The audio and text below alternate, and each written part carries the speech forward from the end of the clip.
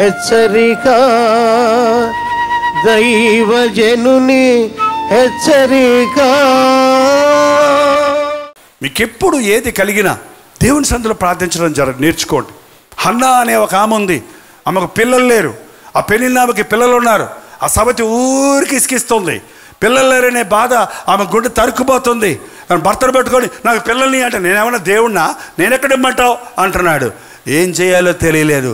దేవుని మందిరంలోకి వెళ్ళింది, మోకాళ్ళ మీద పడింది, నీళ్లు కుమ్మరించినట్టు తన బాధ అంతా, అయ్యా ఈ నిందలు పడలేకపోతున్నా, ఈ అవమానం పడలేకపోతున్నా, నా గర్భఫలం లేదన్న కొరతను తీర్చవా, నాకు బిడ్డనివ్వా అని మొరపెడితే దేవుడు ఇచ్చాడా లేదా?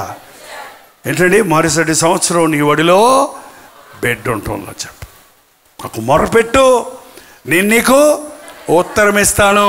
హిజ్కియా అనే రాజు ఉన్నాడు, యెషయా అనే ప్రవక్త వచ్చాడు, నీకు మరణకరమైన రోగం వచ్చింది, నీవు మరణిస్తావు, నీవు బతకవు, కాబట్టి ఇల్లు చక్కబెట్టుకో అని చెప్పి వెళ్ళిపోయాడు అండి. ఏంటండి, రోగం వచ్చినప్పుడు బాగైపోద్ది అంటుంటాం మనం, చచ్చిపోయేవాడు కూడా. కానీ అసలే రోగంతో బాధపడుతుంటే నువ్వు చచ్చిపోతావు అని దేవుడు చెప్పాడని వెళ్తే హిజ్కియా ఏం చేశాడట, వీలునామాలు తెప్పించి, దస్తావేజులు తెప్పించి, వీలునామాలు అన్నీ రాసేసాడా. కోడికూర అంటే ఇష్టం, తీసారా, తినేస్తాను, చచ్చిపోతానంట అన్నాడా? ఏంటండి, ఏమన్నాడు, గోడ తట్టు ముఖం తిప్పుకొని అయ్యా నన్ను ఒక్కసారి జ్ఞాపకం చేసుకో అని కన్నీళ్లు విడుస్తూ ప్రార్థన చేశాడు. యెషయా ప్రవక్త చెప్పేసి దారిలో ఉన్నాడు, రాజభవనం పెద్దగా ఉంటుంది కదా, మడిమిసాలలోకి వెళ్ళాడంట.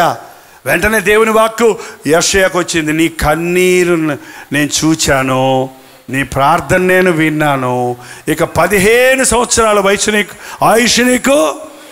అంటే ఒక్క నిమిషంలో కన్నీటితో చేసిన ప్రార్థన పరలోకానికి వెళ్ళింది.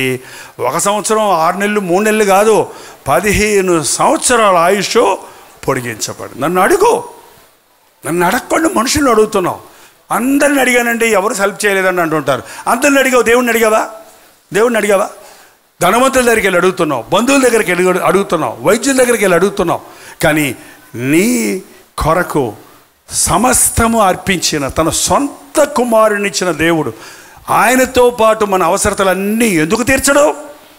నువ్వు అడిగిందన్నీ ఇవ్వటానికి ఆయన సిద్ధంగా ఉన్నాడు. అడుగుడి మీకు దొరుకును, అడుగుడి మీకు ఇవ్వబడును, తట్టుడి మీకు తెరవబడును, వెతుకుడి మీకు దొరుకును. నా నామంలో మీరేది అడిగినా.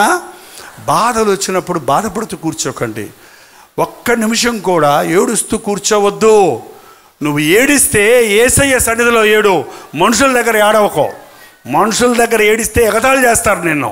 మనుషుల దగ్గర ఏడిస్తే ఓదార్చినట్టే ఉండి పక్కకి వెళ్ళి నవ్వుకుంటారు వాళ్ళు.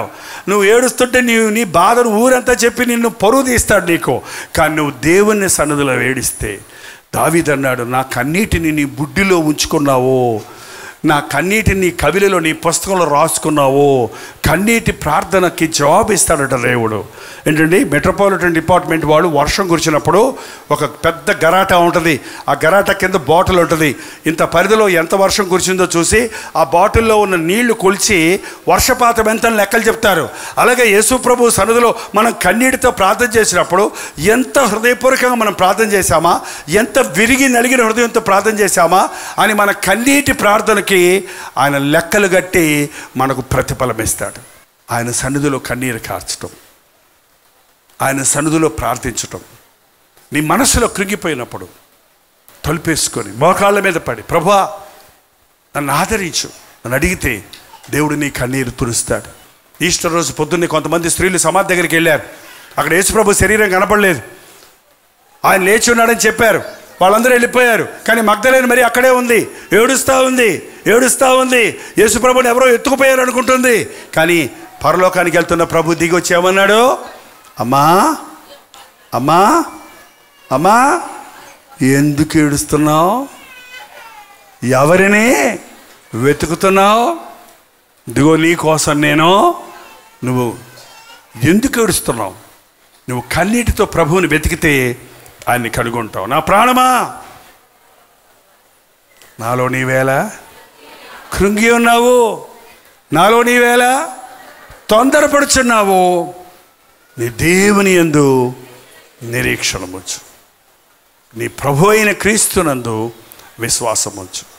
చూడండి, మరాఠీ పాస్టర్లు మీకోసం ప్రార్థన చేయడానికి సిద్ధమే, కానీ ఎప్పటికప్పుడు మీరు మోకరించి ప్రార్థిస్తే, మీ బాధ దేవుని దగ్గర చెప్పుకుంటే, దేని నిమిత్తమై చింతించకుడు కానీ మీ చింత యావత్తు ఆయన మీద వెయ్యండి. అద్భుతాలు చేసేవాడు మన ప్రభువు. డాక్టర్లు చెప్పొచ్చు నీ రోగం నివారణ అవ్వదని, కానీ ప్రభు స్వస్థపరచగలడు. నీ తాగుడు నుంచి నేను ఎవడు విడిపించలేడయ్యా అనొచ్చు, కానీ దేవుడు నిన్ను విడిపించగలడు. నా ఆర్థిక ఇబ్బందుల్లో నుంచి నన్ను ఎవరు బయటకు తీసుకురాలేడు అనుకోవచ్చు, కానీ నీ ఇరుకులో ఇబ్బందిలో నీవు దేవునికి మొరపెడితే ఆయన విశాలతలో నీకు సమాధానం ఇస్తాడు. ప్రార్థన. మన రెండు చేతుల ఆకాశం వైపెత్తి నాతో పాటు ప్రార్థనలో ఏకీభవించండి. పరిశుద్ధుడా, ప్రేమగల తండ్రి, ఒక్కసారి నీ బిడ్డలను చూడు నాయన. ఎవరి హృదయంలో నుండి ఏం మూలుగుంటుందో, ఎవరి ప్రాణము అల్లాడుతుందో, ఈ రోజున నీ అద్భుత కార్యం మా మధ్య జరిగించు నాయన. మా మనసుకు సమాధానం దయచేయ తండ్రి. మా జీవితాలకు ఉల్లాసం దయచేయ్యా. మా పాపాన్ని క్షమించే దేవా, మా శాపాన్ని సిలువలో కొట్టివేసిన యేసు ప్రభువా, లోకంలో కష్టాలుండక తప్పవు, అవమానాలు నిందలుండక తప్పవు. ప్రతిదానికి చచ్చిపోతాననొద్దు. నేను చావను, నా యేసయ్య నన్ను బతికిస్తాడు, నా యేసయ్య నా అవసరత తీరుస్తాడు, నేను ఆయన సాక్షిగా బ్రతుకుతానని దేవునితో నిబంధన చేయి. అప్పుల బాధతో సతమతమవుతున్న వారిని ఒక్కసారి చూడయ్యా. నీవు ఆశీర్వదిస్తే అది ఎన్నిటికి ఆశీర్వాదం కదా. వారి కష్టార్జితాన్ని ఆశీర్వదించి అప్పులన్నీ తీరిపోయినవని సాక్ష్యం ఇవ్వడానికి సహాయం చేయము. ఒకే ఇంటిలో ఉన్నప్పటికీ సమాధానం లేకుండా బ్రతుకుతున్నారు. అతి విరిగిన కుటుంబాలను నాజరుడైన యేసుక్రీస్తు నామములో తిరిగి కడుతున్నాము నాయనా. ఒకరినొకరు క్షమించుకొని ప్రేమించుకొని సమాధానపడి వారి కుటుంబాలు కట్టుకున్నట్లుగా పరిశుద్ధాత్మ కార్యాలు జరిగించుము తండ్రి. క్రీస్తు నామములో అడుగుచున్నాము తండ్రి.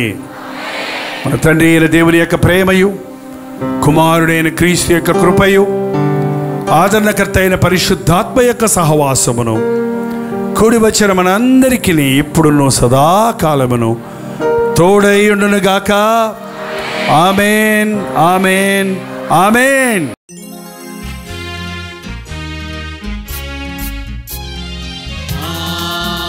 హల్లెలూయా, హల్లెలూయా, హల్లెలూయా. హల్లెలూయా, హల్లెలూయా, హల్లెలూయా. కలువరి ప్రేమే మధురం, కలువరి ప్రేమే మధురం, కలువరి ప్రేమే మధురం, కలువరి ప్రేమే మధురం. హల్లెలూయా, హల్లెలూయా, హల్లెలూయా. హల్లెలూయా, హల్లెలూయా, హల్లెలూయా.